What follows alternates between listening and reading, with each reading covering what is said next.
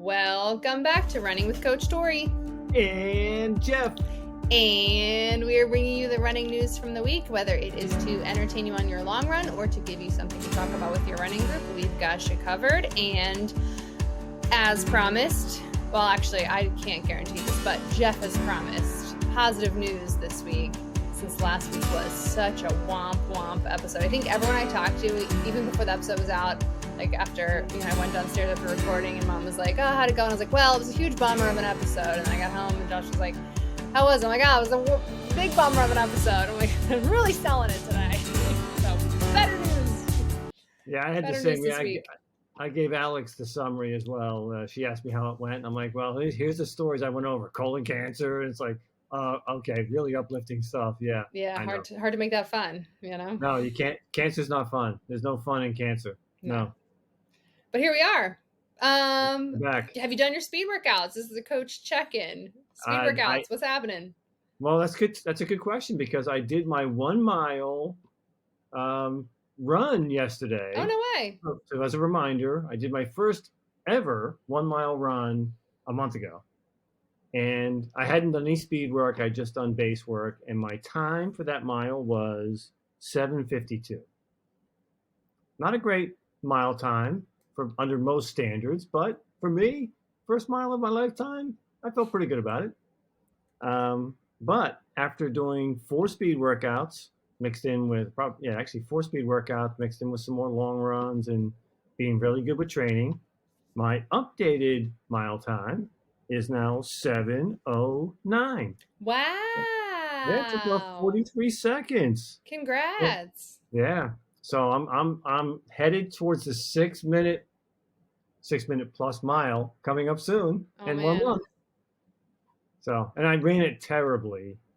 So my first lap was 1:38. So to go to a 7 minute mile, you'd need 1:45 consistently across the board.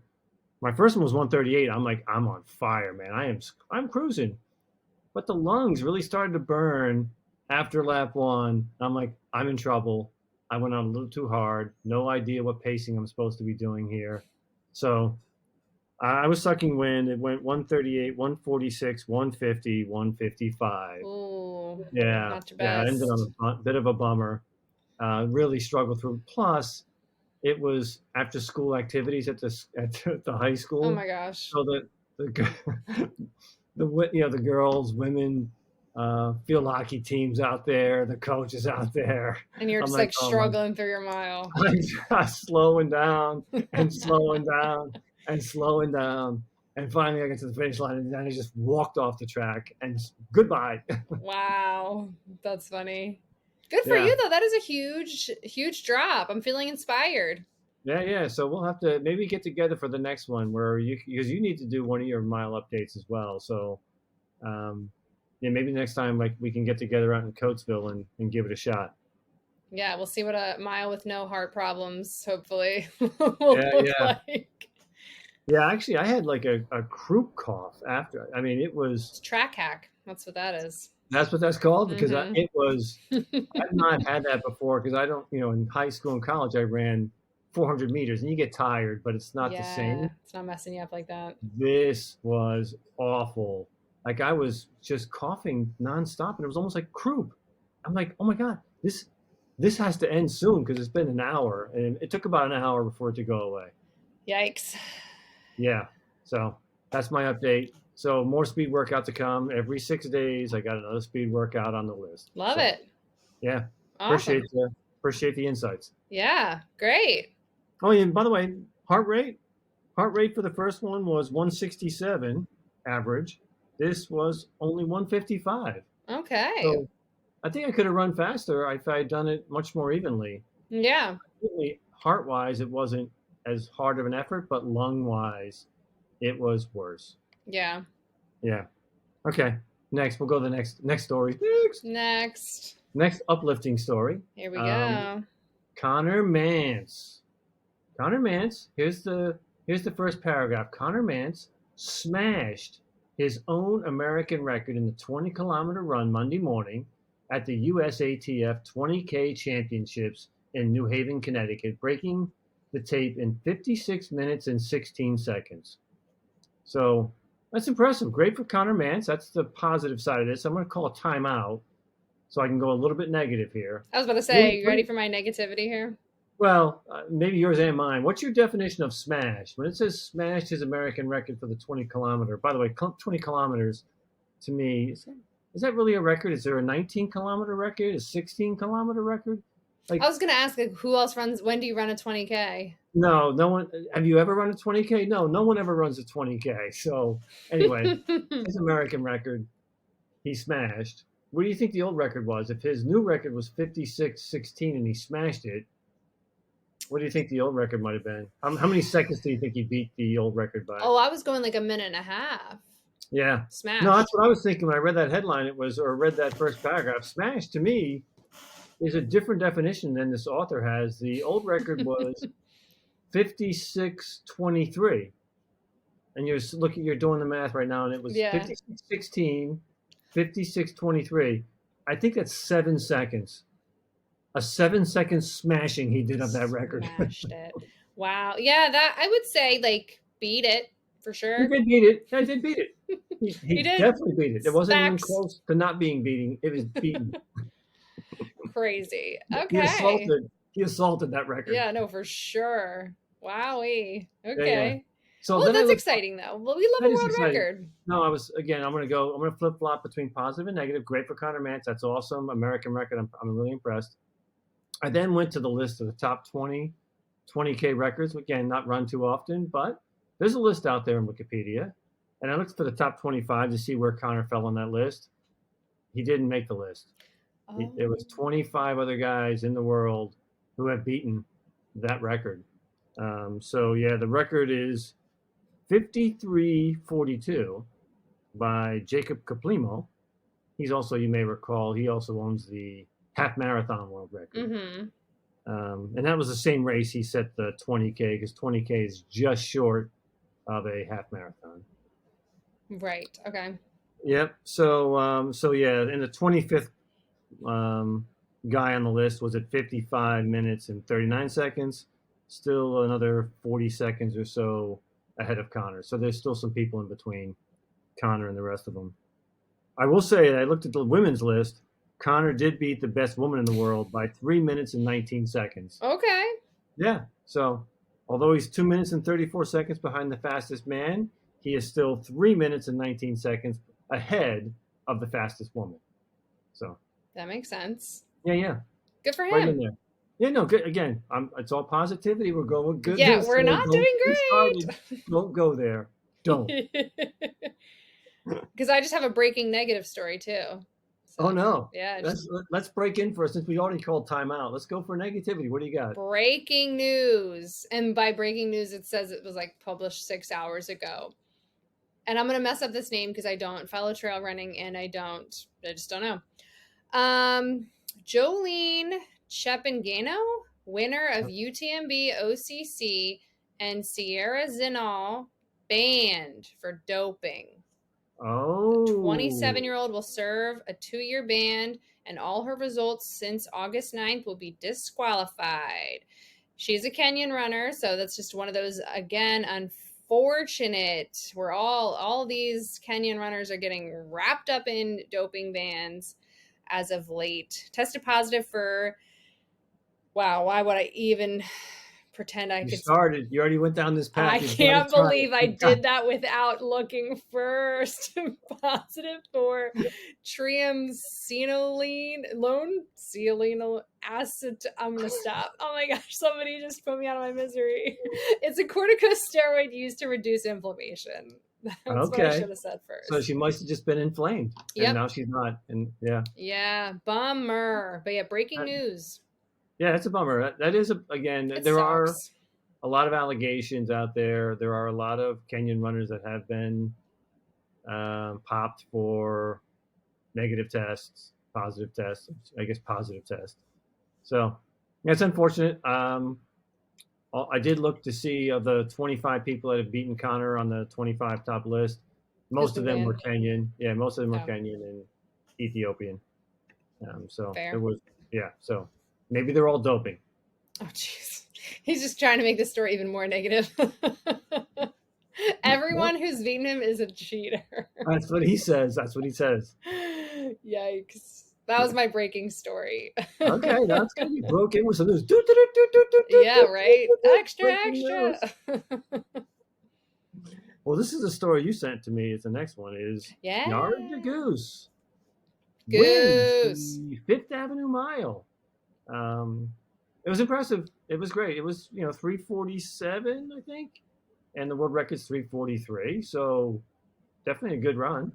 And the world record's 20 years old. So, that's right in the ballpark. Yeah. To remind everyone, Yard and Goose actually held the mile world record, the indoor mile world record for 5 days this year. So he's a good miler.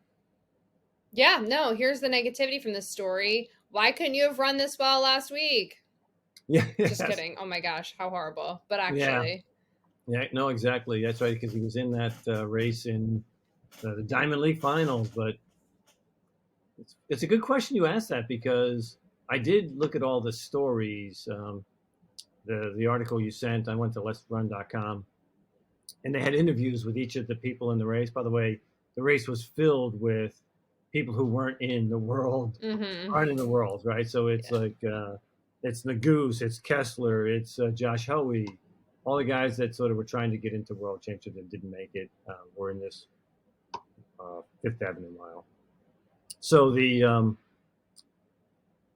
was a little bit annoyed at the reporter, because they were trying to create a story. So I'm not going to go negative here at all, because I thought the Goose, I did think the Goose, Kessler, and Hoey all were interviewed, and the reporters were all trying to make it a negative story by saying, so why don't you think, what do you think happened? Why couldn't you perform in the USA finals?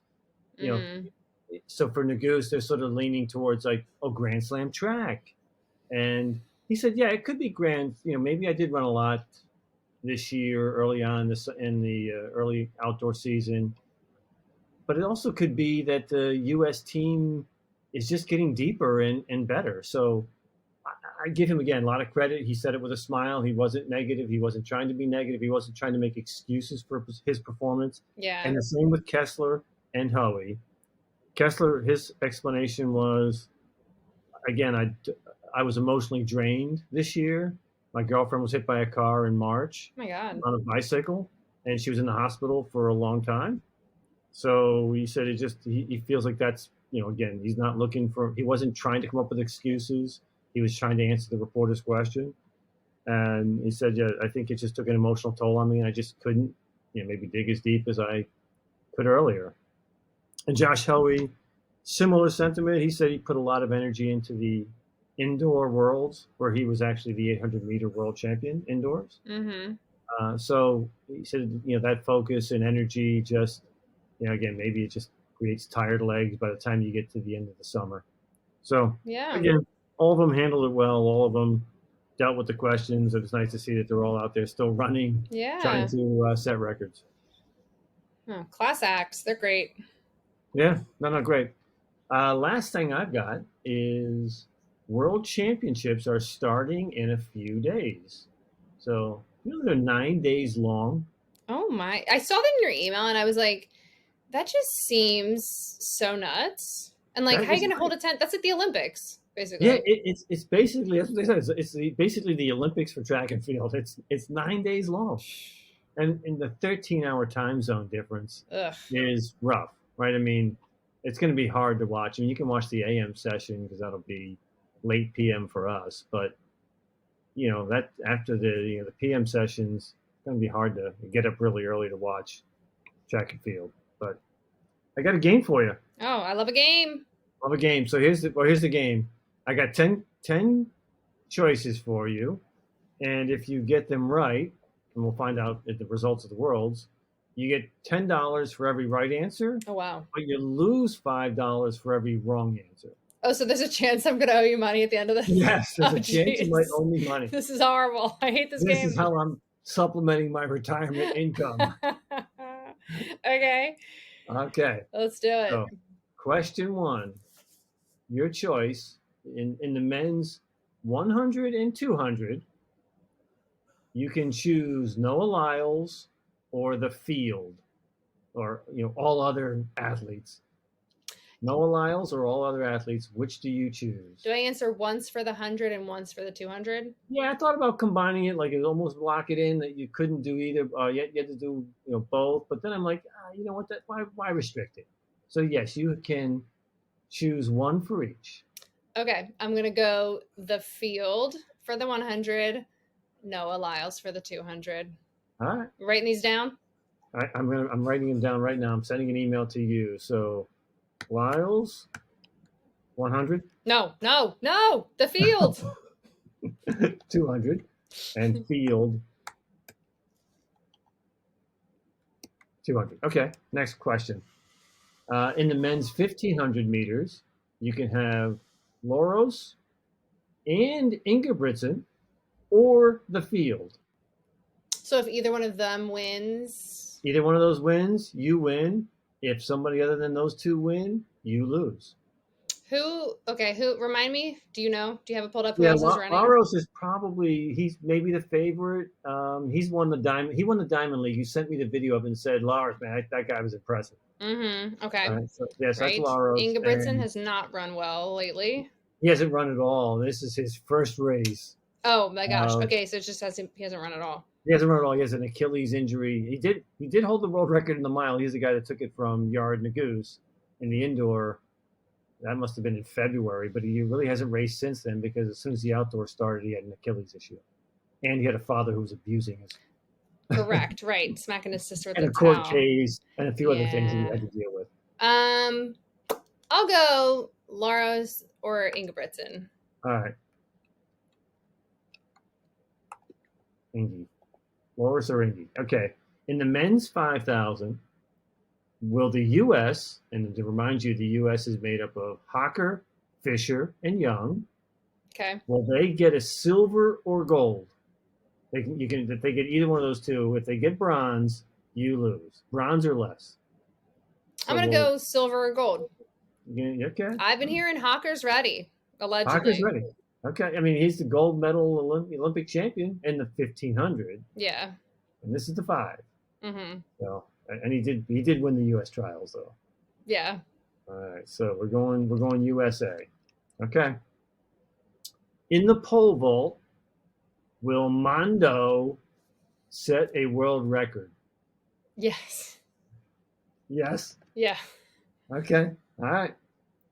Number 6 and 7 combined.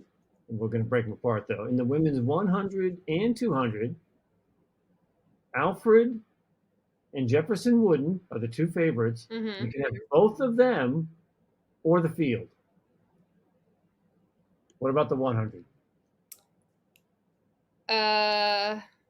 Yes, for the 100. You want Alfred and Jefferson? Mm-hmm. Right.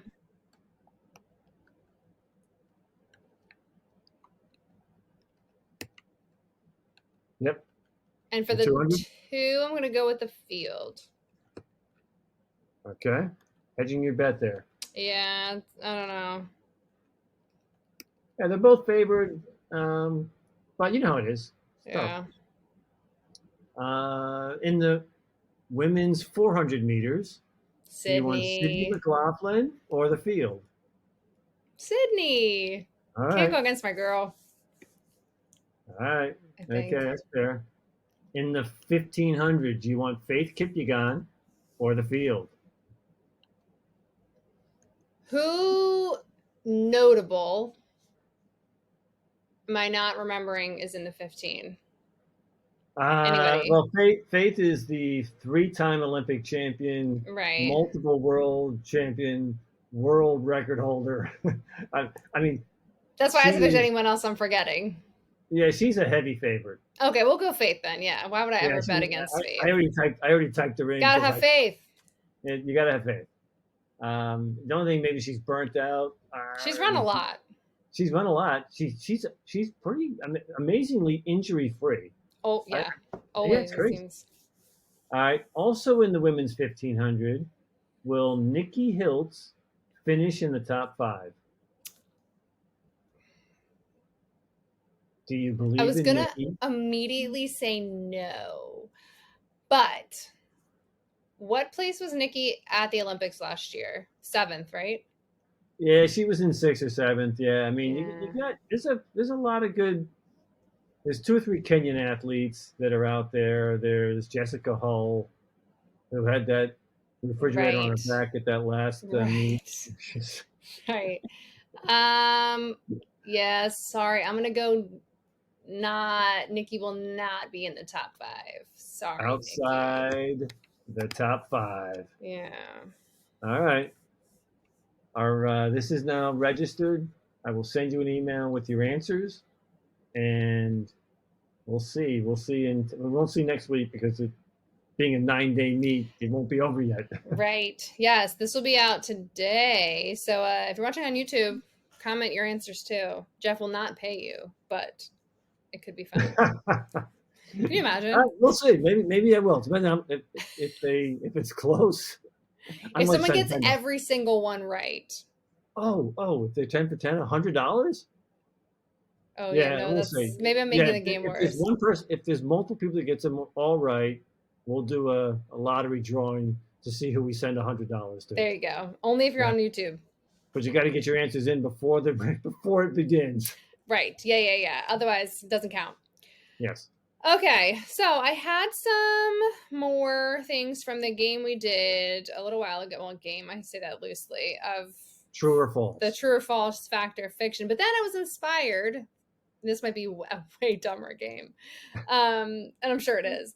But it's a should I tell my coach? Because this week I had one of my athletes who I talk to frequently, and I had already talked to them today. Not today, but the day that this happened. I'd already talked to them back and forth a couple times about something completely different. And then I get a text hours later. Oh, I've been meaning to tell you, my knee's been hurting for a couple of weeks. What should I do? And my mind was like blown. I'm like, I've talked to you multiple times. How is this now like and so should I tell my coach? I was like, yeah, for that injuries, of course. Yes. So that's a yes. Yeah. So I had ChatGPT come up with some, because this is all I ever do, apparently, ask ChatGPT to come up with bad games for the podcast. But yeah, a bunch of scenarios for us. Should I tell my coach? So here they are, and we can all decide together if we should tell your running coach. And also probably just an overall theme is like, if you're thinking maybe I need to tell them, it's probably always like a yes, right? Never hurts. But this goes along with the knee. My foot hurts every time I run, but it goes away after a mile. Should I tell my coach? Yes. Right? You wouldn't? Are you thinking like maybe you wouldn't? Yeah, I guess I've had a lot of times where my Achilles hurts a little bit when I start my runs, and it does loosen up and goes away and doesn't get worse. So I've had that before. Yeah. I feel like I might be an old lady, and I would be telling my coach like every day. But no, you're right. I mean, something like that. It's like this. It's information. It's good information, and there may be some exercises or something that might help the individual. Like, oh, you need to strengthen your foot, or where's it hurt in the foot? Is it the front? Is it the ball? The heel? Anyway, yeah, no. So the right answer is you're right. I'm wrong. I'm on this one. I was wrong. I didn't sleep well all week and I feel exhausted. Should I tell my coach? I mean, I feel like there's gonna be a lot of yeses here. Like, what's the harm in telling your coach? I mean, sleep's pretty important if you're gonna, if you're supposed to go out and do a long run. Maybe you should cut the run down. The coach should tell you to cut the run down if you haven't slept for more than 2 hours a night for the last 4 nights. For sure. Yeah, no, I think sleep is a really big thing because, there are some things we can just change because you're not getting the recovery. Some things are not going to even be beneficial because you're not getting the recovery. But also could be good information, especially for coaches who are like very data driven, right? Who are looking at like, why is your heart rate all over the place? Or why, it's like some of that stuff will be impacted by sleep and other things. So definitely good information to have. I skipped my long run because I had family in town. Should I tell my coach? Mm, you shouldn't tell your coach you had family in town, but you certainly should tell him that you skipped your long run. Yeah, no, this is a big one for me too, because I feel like sometimes I have people who tell me every time they have to like change something on the schedule or rearrange the schedule and all stuff. And like, again, always really helpful. And then there's people who, all of a sudden you're like, I don't even know the schedule I had. It doesn't look at all the same now. I don't remember what I had on there, but it's like all moved around and no one said anything to me about like why this happened, or the week will go by and I'm like, I haven't seen any workouts come through. Like, are you okay? What's happening? Or is like there a glitch in the system? Because this one was like, oh, I forgot to wear my watch all week, So definitely anytime you're skipping your workouts, I feel like it is helpful, even if I'm not going to tell you like, oh, you have to make that up, but like to know what's going on with the schedule. Um, let's see. I pushed my workout way faster than what was on the plan. Should I tell my coach?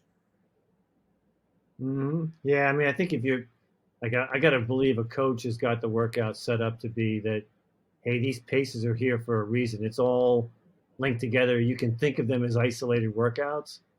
And I feel great today, so I could do a hard one. And again, you can, but you might want to just communicate that to your coach, because it is probably maybe changing their mindset. Like, okay, well, we got to consider that maybe a hard day, and now we'd be outside the 80-20 rule if we don't communicate. By the way, I feel like I should communicate a couple things. By the way, since you were my coach and then you dropped me as a coach because I wasn't running, but now you know why I wasn't running. Because your knee was hurt? My knee was hurt, Yeah. and you knew my knee was hurt because as my coach, I told you my knee was hurting.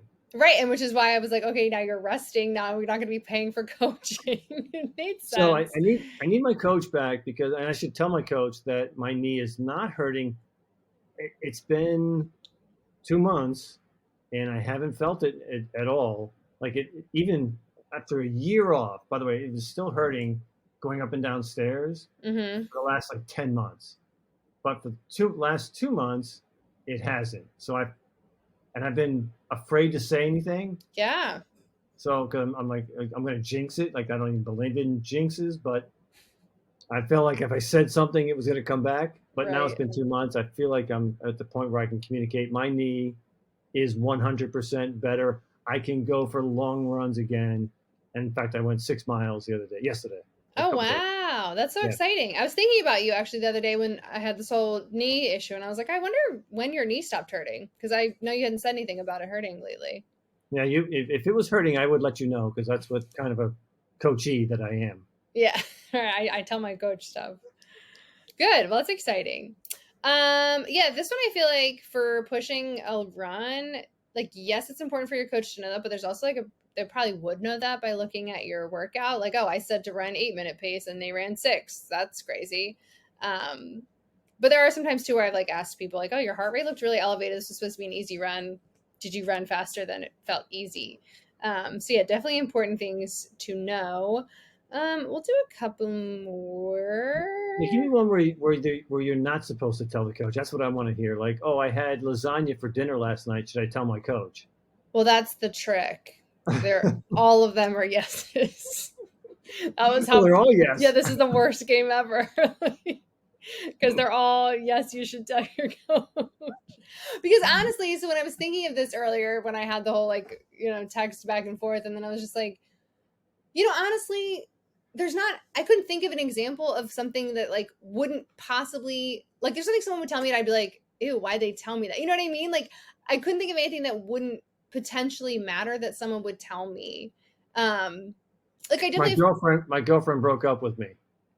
But so I was thinking of more along like the mental side of things, because I do have one runner who often shares like, I'm having a really hard time with like work stress, or I'm having, I'm planning my wedding, I'm having a whole lot of stress with this. And like, I do appreciate hearing those things, because then it definitely, I'm not really changing what I'm doing, but like when I'm checking in, I'm kind of just like, hey, I know you had a lot going on. Are you able to get this run in? Is it you're stressed about your wedding planning, or are you having a really hard time finishing these workouts? Or so again, yeah, like I was like, yeah, that can be one that you don't need to tell them. But I was like, it actually has been helpful to know like that stuff. Yeah, no, I couldn't think of anything. My favorite TV show is Friends. Did you know Okay. that? Yeah, no, see, yeah. I guess if yeah, no, okay, so there's, like, obviously things that would be yeah, like, I drive a Subaru, you know, it's Yeah, like, yeah, I okay, drive a Subaru. cool. Yeah, it tells me a lot about you. You're kind of a person that drives a Subaru. But, yeah, like, I don't need to know. But, yeah, like, anything that could be semi-related to running, I feel like is Yeah, helpful. it's certainly workout related stuff like yeah, changing workouts, tempo of workouts. Like yeah, and as you said, like even dealing with the stress of having to do the workout. That's important for the coach to know. Like like when can you skip? When should you skip? When is it important to like sometimes your mental health is probably more important than getting your run in. Right, Even though there's a lot of studies that will say the run will help your mental health. right, right. Yeah, or, like, I just had something and it just, like, popped right out of my head. Um Changing your diet, like those are things sometimes I feel like people don't always mention, or like I have a strength coach who has me now on this other diet, so like those things I think sometimes don't always like pop into people's heads, but I feel like definitely helpful information. So yeah, so the trick of my really bad game was they're all yeses, and I have like 15 more of them, but they are all like we just discovered Well, everything you should just tell your coach. So give me a few more if you don't mind. Just so I because maybe I don't know where the line is, and this will help me. I've been waking up sore every day, even after rest days. And I feel like this is also one because I feel like there's things sometimes people don't say because they're like, oh, that's not really within your scope. And for sure, some things are outside of a running coach's scope unless they have like different certifications and stuff too. But like, I could also validate / encourage you to, hey, this doesn't sound like a running issue or you're working out too much. Like this sounds like something you need to go talk to a doctor about, that whatever we change isn't going to change anything. Because I also had people, even when I first started coaching, I had someone who was like really like their body just was breaking down constantly. And it was kind of like at this point, we can't really do anything less. So you need to see someone else about what's happening that is making you not able to run, because I can't do any less for you to, make this work out. So I think even stuff like that can be, helpful. I drank more than usual last night and feel sluggish today. That one I feel like actually maybe you don't really have to tell me. I made some bad decisions last night at the bar. Yeah. Okay. Don't do that again, I guess. You knew you were running today, So yeah, that's actually ChatGPT messed up. That's not one you need to tell me. I wouldn't think. Unless you're just trying to like justify why your run was bad, and I guess you can like add that information. But yeah, I'm not going to do Yeah. anything with that or use that ever again, except for be like, oh, maybe they're not that serious about running. This is one, and this is always a hard one for me because I feel like I do get this sometimes. I think I'm starting to lose motivation and don't feel excited to run. I have gotten this from a couple of people, and that's just like not an easy like go do this or you need to do that, because then it's like now you're diving a little deeper into like, I guess unless someone's like a super good motivating coach, then it's probably like easy. But it's like, okay, now you gotta tap into like what's their why. But if they're really just not even motivated for their why, because a lot of people who I work with, at least especially, like their why is just like, I want to be able to run, I want to be able to do my marathon, I want to just like stay healthy or whatever. And it's like if running's not doing it for you, then they're kind of like, I don't really Yeah. want to be running anymore. And the whole point was just I like to run, you know what I mean? So it could be tough. But I think sometimes a loss of motivation, letting your coach know too. So they're again either checking in with you more often, or there have been times where I'm like, oh, this is good timing because like the Olympics are on. So like sometimes watching that can like really just hype you up on running, or watch Brittany runs a marathon and all of a sudden you'll be like, at least I'm better than Brittany or something. Just kidding. Sorry, Brittany again.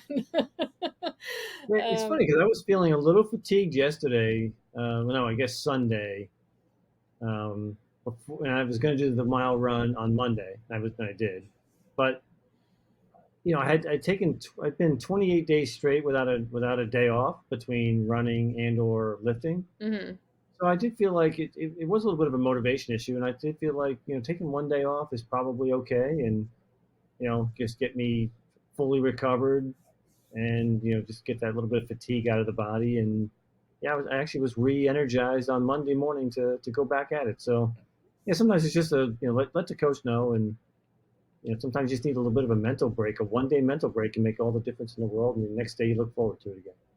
Exactly. And your coach would tell you should probably have one rest day a week, sir. Yeah, see, the way I'm doing it though is, does it count if I do like 2 runs, like so a long run, easy run the following day, and I don't run the next day. But you're doing something. But I do upper body work only on the 3rd day. So it's upper body only. So I do legs, upper body. So I really feel like I get that refreshing. Well, anyway, we could talk about that a different day. But you're not my official coach yet. Correct. Yes, you did not hire me. So anyway, feel free to leave in the comments, should Jeff be taking a rest day each week? Correct answer is yes, he should, regardless of his upper body day or not. That's all I got, though. You got anything else? We're looking forward to watching Worlds next week. Please comment, play the game that Jeff made up, because it was way better than mine this week. And rate, review, subscribe, share, watch Worlds. Is it Worlds? Is that what we're calling it? Yeah, we're calling it Worlds. Okay. Yeah. Watch